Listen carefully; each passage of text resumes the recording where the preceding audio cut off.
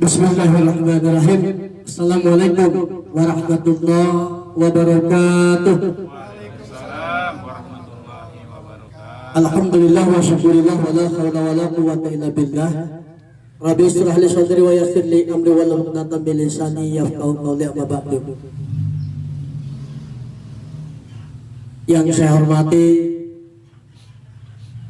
Abang Ketua DPC Insano Kabupaten Pandeglang beserta Pak Sekjen dan seluruh jajaran pengurus Insano DPC Kabupaten Pandeglang, tanpa saya sebutkan satu persatu.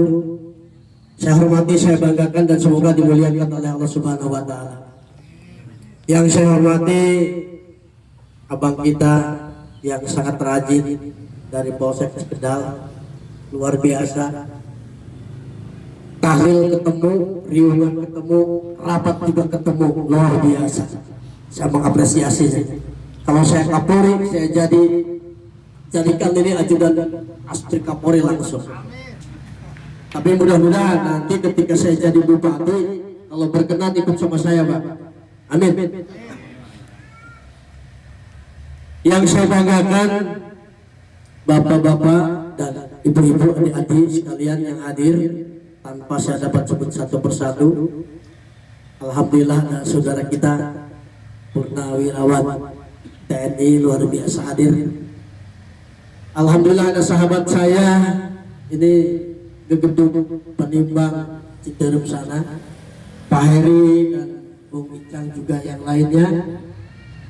Ini sengaja saya arahkan ke sini, Bang, karena mau ke rumah sayanya acara di sini, sebelum udah ketemu di sini aja. Insya Allah abang kita ini semakin banyak tamu semakin suka dia. Nggak bakal dibenci Pak Heri meskipun di sini. Iya. Dan sekaligus mungkin baru pertama kali bersambang ke sini ke DPC Insano. Lihat di sana, beliau adalah ketua DPC-nya, luar biasa sejak Insano berdiri di Pandeglang tentunya. Semuanya saya hormati, saya banggakan, dan semoga dimuliakan oleh Allah Subhanahu wa Ta'ala. Alhamdulillah dalam kesempatan ini saya bisa berada di tengah-tengah bapak-bapak sekalian, di mana pada saat bulan suci Ramadan. Dan tentu judul yang dituangkan juga buka bersama dengan saya, Yoyon Sujana. Alhamdulillah, ini penghargaan yang luar biasa bagi saya. Padahal ketika kita berbicara anggota DPR, wakil masyarakat Pandeglang itu semuanya ada 66 orang. 50 orang wakil masyarakat Pandeglang yang ada di DPRD Kabupaten Pandeglang, 10 orang wakil masyarakat Pandeglang yang ada di DPRD Provinsi Banten, dan 6 orang wakil masyarakat Pandeglang Lebak yang ada di DPR RI. Jadi jumlahnya 66 orang, luar biasa. Kalau 66 orang ini kompak, bulan ini saya Kecamatan Cikedal, yang lain Pagelaran, Jiput, mana-mana. Bulan depan saya ke Labuan, yang lain mana-mana. Jadi di rolling. Kalau semua berhati dan punya pemikiran seperti itu, saya yakin maju Pandeglang ini. Bupatinya nggak semena-mena kalau anggota DPR-nya kompak. Tapi meskipun nggak kompak anggota DPR-nya, kalau pemimpinnya juga punya perhatian yang maksimal kepada masyarakat, ya tentu tidak akan selalu tertinggal. Ini miris. Beberapa hari yang lalu, makanya saya update di YouTube. Ternyata bukan di Citeureup, bukan di Cipaku, bukan di Panimbang saja, bukan di Sumur saja. Di wilayah kelurahan saja, dari kampung ke kampung, dari RW ke RW, harus koyok pakai jembatan, Pak Heri. Kan luar biasa. Silakan buka YouTube Yoyon Sujana. Di situ lirik menit saya berbicara fakta, tidak merekayasa, dan gamblang-gamblang saja bicara, karena memang kita bukan menghujat, bukan memfitnah, tapi membangkitkan semua kalangan agar punya perhatian yang sangat maksimal untuk kemajuan bangsa dan kesejahteraan rakyat. Tanggal 30 Maret kemarin saya talk show di Radio Krakatau, ada yang seolah-olah bertanya masyarakat melalui WhatsApp radio langsung, sebetulnya tanggung jawab siapa katanya, dan bagaimana cara mengatasi jalan dari Pandeglang banyak yang bolong, dan itu membuat mayoritas penyebab kecelakaan. Saya bilang sekalian Bapak bertanya, ayo kita bekerja sama. Itu ada berapa jalan yang bolong? Dari Pandeglang sampai Labuan aja jalur utama. Kalau ada 10, 20, 30, 100 lubang yang bolong, paling banyak 50 sampai 100 sak. Paling banyak 2 dump truck sampai 3 dump truck. Kalau 100 sak berarti kan baru 7 juta. Ditambah 3 dump truck 3 juta, 10 juta. Kalau kita kerjasama bersama-sama, selesai itu kita jangan memberikan peluang korupsi kepada oknum-oknum yang biasa melakukan korupsi. Kenapa? Kalau kita usul ke pemerintah, baik pemerintah kabupaten, provinsi maupun pusat, yakin anggarannya itu besar. Gak bakal 10-20 juta, gak bakal. Pasti di atas 100 ke sana, bahkan miliar mungkin. Jadi di samping kita sadar terkait dengan bagaimana mengatasi bencana bangsa melalui narkotika atau melalui obat-obatan terlarang, juga mari kita bersama-sama bangkitkan semangat untuk membangun demi kesejahteraan tidak kepada pemerintah saja, karena kalau pemerintah anggaran 1 juta dibuat besar, anggaran 10 juta dibuat besar, mereka yang punya untung jalan ditambah semaunya saja, ditambahnya yang rugi rakyat juga karena uangnya uang rakyat. Tapi dengan bersedianya bekerja sama, ayo. Tadi itu sampaikan oleh Pak Ketua, bukan hanya daerah Pandeglang saja yang tempat sandarnya narkoba, tapi daerah lain juga lebih besar, lebih banyak. Kenapa Pandeglang lagi, Pandeglang lagi? Ini bukan satu ancaman buat kita saja, yang lain pun sama. Cuma keuletan, kehadiran insya Allah bekerja sama dengan kepolisian, wabil khusus dengan unit-unit narkoba, informasi kecil apapun disampaikan sehingga dapatlah tertangkap. Dan saya yakin ketua DPC kita, kalaupun menemukan barang terlarang itu, beliau tidak akan bisa disuap atau disogok berapapun nilai uang. Kenapa? Karena bercita-cita untuk menyelamatkan bangsa dan generasi bangsa. Kalau hanya untuk, oh saya ketua, apapun bisa. Ketika menemukan bandar narkoba, lebih baik minta jatah daripada menghukum orang. Bisa saja. Tapi beliau tidak seperti itu. Dan beliau saya perhatikan sangat luar biasa ya Bang ya, komunikasi dengan pihak Polri, dengan pihak Polsek, dengan pihak Polres, dan lebih tinggi lagi luar biasa. Karena memang Insano ini dilahirkan dari pemikiran-pemikiran yang sangat punya rasa tanggung jawab untuk keselamatan bangsa dari persoalan moral. Dari persoalan moral. Karena kalau moralnya bejat, narkoba dianggap obat yang sesungguhnya dia bukan hal yang layak untuk menggunakan obat sekalipun pakai resep dokter. Banyak sekarang disalahgunakan. Nah, kita harus sampai mengetahui ketika dokter memberikan resep kepada seseorang, ini harus makan narkoba, ini harus menggunakan narkoba, kita intip kehidupannya sehari-hari, sehat apa tidak, penyakit apa tidak. Kalau hanya memang dia merupakan lobby saja untuk menikmati barang-barang haram itu, kenapa tidak kita laporkan berikut dengan dokter-dokternya yang memberikan resep kepada orang-orang sehat hanya toh ingin menggunakan narkoba. Banyak dokter mengeluarkan resep kepada oknum-oknum juga supaya dia memakan narkoba tapi dianggap tidak melanggar karena ada resep dokter.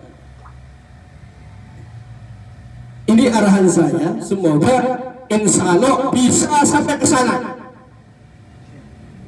Karena apa? Karena di Pandeglang ini ada salah satu dokter yang pernah ditangkap, mungkin anaknya, mungkin stafnya atau pegawainya terlibat narkoba, pengguna dan pengedar pelan-pelan, kira-kira seperti itu. Jadi kita awasi dokter-dokter yang memberikan budget harga-harga mahal kepada pasien itu, kita intip bersama-sama ketua. Siap Pak, siap. Bila perlu kita berobat, kita konsultasikan obatnya seperti ini, harganya segini, coba kita tes case. Kita cari apotek-apotek resmi, rumah sakit ini apoteknya resmi, coba obat ini berapa di sini. Karena ada indikasi yang menyiksa masyarakat. Konon katanya pilek saja berobat ke salah satu dokter di atas 500.000, sejuta. Itu. Terus yang plek saja, yang plek kalau berobat ke dokter itu di atas 500.000 satu kali berobat. Padahal obat plek paru yang biasa digunakan rutin selama 6 bulan harus berturut-turut, yang itu tidak semahal itu. Tidak semahal itu, dan itu ada di apotek-apotek. Artinya kita kasihan kepada masyarakat, utamanya adalah untuk menyelamatkan bangsa dan generasi bangsa, apalagi yang tergolong pemuda, mudah-mudahan dijauhi dari narkoba. Tapi hal-hal lain pun yang disiksa oleh oknum-oknum dokter itu harus kita perjuangkan dan kita selidiki. Karena apa? Ada sesuatu hal yang terganjal dalam hati saya juga ketika mendengar masyarakat kalau berobat ke dokter itu katanya kalau nggak bawa uang 1 juta nggak berani. Ini obat apa ini? Masa jasanya lebih tinggi? Kan harus yang wajar-wajar saja. Bila perlu dokter-dokter yang merekayasa itu kita usir dari bumi pertiwi ini. Karena apa? Tujuannya juga ingin mensejahterakan rakyat, memajukan daerah atau negara, tapi dengan oknum-oknum semaunya itu perlu kita selidiki. Insyaallah nanti saya akan koordinasi dengan pihak Polsek dan pihak Polres juga menyikapi terkait dengan praktek-praktek dokter itu. Karena banyak yang mengeluh di wilayah Pandeglang tentunya, sampai ada istilah berobat ke sana kalau tidak punya uang 1 juta tidak berani. Ini nanti kita sama-sama selidiki. Berobat, kita lihat obatnya seperti apa, kita katakanlah lakukan skala perbandingan. Obat ini di apotek ini berapa harganya, di apotek ini berapa harganya, di apotek ini berapa harganya. Kalau kira-kira lebih dari 3 apotek ternyata harganya sangat rendah, nah ini kita perlu bersama-sama perjuangkan. Kalau bisa kita ingatkan yang buka praktek dokter-dokter itu, kita ingatkan. Kalau tidak bisa diingatkan, kita ada proses, ada ada penegak hukum yang tentu dengan fakta-fakta yang jelas kita laporkan. Kalau umpamanya obatnya beda dengan yang ada di apotek, tidak menutup kemungkinan itu adalah obat racikannya sendiri yang notabene meracik tanpa surat izin yang lengkap, itu juga sudah merupakan pelanggaran. Ketua kita berbicara insya Allah ini karena fokusnya kepada narkotika, obat-obatan, kita tidak salah kalau kita sampai menyelidiki terhadap praktek-praktek dokter ketua. Saya dukung ketua demi rakyat, karena rakyat kita banyak yang menjerit, punya askes juga, punya BPJS juga, mereka disuruh beli keluar, harganya mahal. Kita harus membela masyarakat yang tidak mampu, hanya punya BPJS tapi suruh beli keluar dengan harga mahal. Bila perlu itu tadi foto, kita tanyakan tes ke beberapa apotek, jangan sampai dijadikan bisnis oleh mereka. Yang nyaris lagi, saya baru dapat bocoran bahwa apabila kita contoh nih ada operasi kecil, apakah polipoma yang kayak gunung tepi jadi itu, lamun cek urang kampung mengesot kutil, hanya operasi kutil tapi di sana dimasukkannya operasi besar. Ini para aktivis ini, media pers ini harus betul-betul bisa menggeluti sampai ke sana. Jadi mereka membuka praktek dengan betul-betul memperdaya kita. Dan saya sangat tidak senang ketika mendengar keluh kesah dalam persoalan bayar BPJS iya, yang bayar, yang ditanggung pemerintah iya. Padahal kita kalau berbicara BPJS kita bayar duluan, sakitnya mah nggak tahu kapan. Jadi harusnya kita yang punya BPJS ini udah bayar duluan, harus betul-betul yang paling dilayani ketimbang orang yang nggak punya BPJS. Tapi fakta kan dibalik, yang punya BPJS malah ditelantarkan. Bahkan ditanya, yang lebih cepat katanya umur, ini udah bayar duluan. Sampaikan kepada masyarakat kita yang punya BPJS, yang dilayani, ngamuk-ngamuk aja di sana. Kalau bayar duluan, kalaupun bukan BPJS perorangan yang ditanggung oleh pemerintah bayar duluan. Dengan bayar, proses bayarnya itu melalui penganggaran pertahunan. Anggaran tahun 2022 umpamanya. Nanti juga kalau tidak ada anggaran perubahan tahun 2022, pemerintah itu mensuap untuk mengcover orang-orang yang tidak mampu, yang BPJS-nya dijamin ditanggung oleh pemerintah. Udah bayar duluan. Tapi ketika sakit, Masya Allah. Nah ini Pak Heri, Kak Icang, yang teman-teman yang lain perjuangan masyarakat kita. Yang dipermainkan ketika bawa BPJS, lawan jangan takut. Satu, kita berbicara obat. Kita berbicara terkait dengan maraknya pembangunan yang semaunya saja. Ini kesempatan korupsi buat mereka, dari kita juga sebetulnya. Kita mengajukan jalan, dianggarkan oleh pemerintah, dibangun di situ. Tidak sedikit bahasanya, lah sekian alhamdulillah. Padahal 5 bulan ke depan hancur lagi jalan itu, akibat tidak seimbang antara percampuran pasir dengan semen. Kalau beton, kalau hotmix percampuran aspal dengan batu, nah ini tidak seimbang. Terus sebanyak apapun aspal, setebal apapun hotmix, kalau sapender ya, kalau digilingnya kurang begitu padat, stop, sama kekuatannya kurang. Jadi bapak-bapak sekalian, para aktivis baik dari media online, media cetak, atau dari lembaga swadaya masyarakat LSM namanya, atau dari komponen seluruh jajaran insana, yuk kita berperan aktif, bukan hanya dalam sisi persoalan menyelamatkan anak bangsa dari narkoba, tapi tak salah kita berpendapat kepada yang lain-lain pun selama kita tahu bahwa itu salah, katakan saja. Insya Allah. Katakan saja. Karena apa?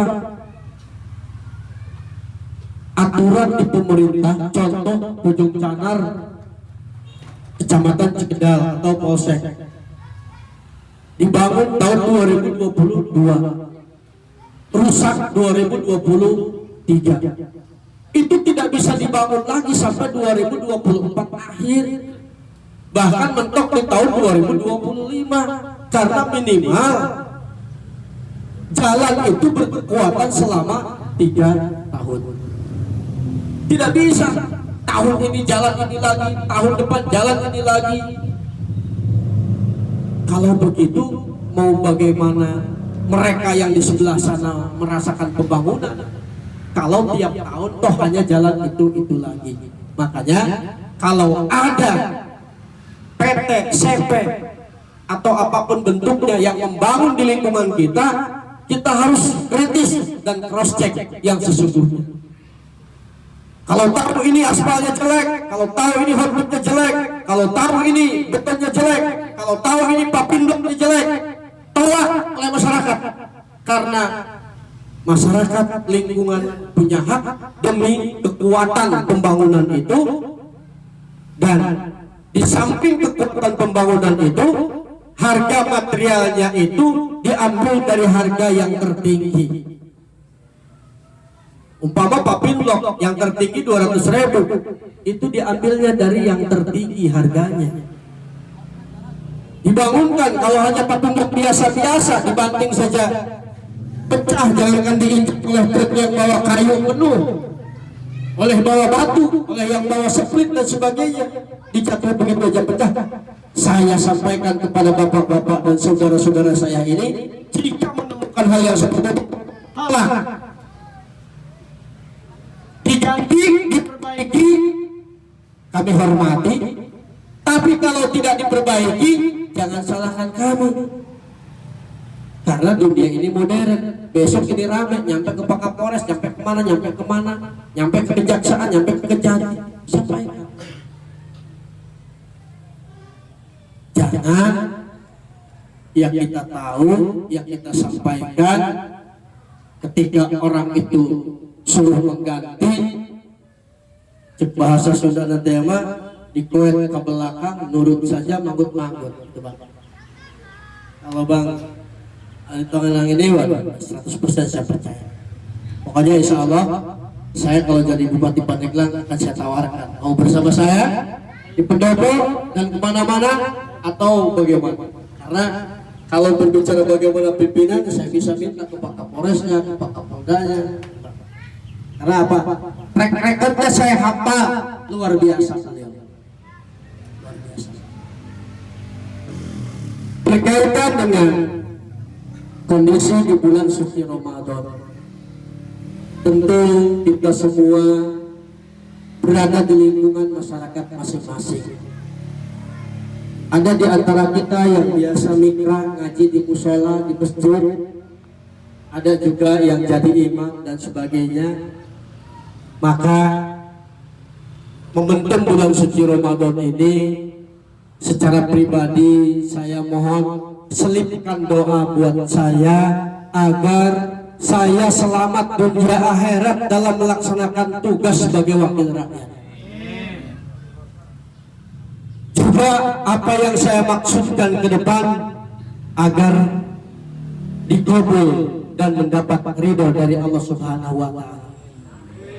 Yang terlebih di bulan suci Ramadan, dan pada saat kesempatan ini kita bertemu, tentu saya mengucapkan marhaban ya Ramadan, marhaban ya syahrul siyam, marhaban ya syahrul mubarak, marhaban ya syahrul maghfirah. Mohon maaf lahir dan batin, baik secara pribadi yang sujana, kepada lembaga Insano, kepada Abangga Ketua dan seluruh jajaran, maupun kepada semua lapisan masyarakat, wabil khusus yang hadir di tempat ini. atas segala kekurangan saya, baik dalam keaktifan berkumpul, debat atau berpendapat atau diskusi dan sebagainya, mohon dimaklum. Namun hal-hal yang sakral yang sudah direncanakan, yang sudah dijanjikan, seperti halnya saat ini buka bersama, insya Allah selama hayat masih di kandung badan, saya tidak akan menjadi pengkhianat janji. Karena apa? Pengkhianat janji pun merupakan hal yang tidak baik. Dengan itu sekali lagi saya mohon maaf lahir batin apabila selama ini pernah berjanji tapi tidak pernah ditepati. Maka dalam forum silaturahmi ini saya mohon janji-janji saya yang belum ditepati kiranya ikhlas dengan cara mengucapkan mohon maaf lahir dan batin pada kesempatan ini, dan ke depan jangan pernah sungkan-sungkan datang ke tempat saya, telepon ke nomor saya dalam kepentingan apapun, baik pribadi, organisasi, masyarakat, atau apapun bentuknya. Itu saja yang saya sampaikan, kurang lebihnya mohon maaf. Sekali lagi saya mohon maaf, dan saya mengapresiasi luar biasa terkait dengan DPC Insano Kabupaten Pandeglang tentunya, yang mempunyai program selalu rutin melakukan santunan yatim piatu dan sebagainya. Luar biasa. Mudah-mudahan Allah selalu mengabulkan apa yang telah direncanakan oleh Abang Ketua kita dan seluruh jajaran, termasuk oleh kita semua. Akhirul kalam, wassalamualaikum warahmatullahi wabarakatuh.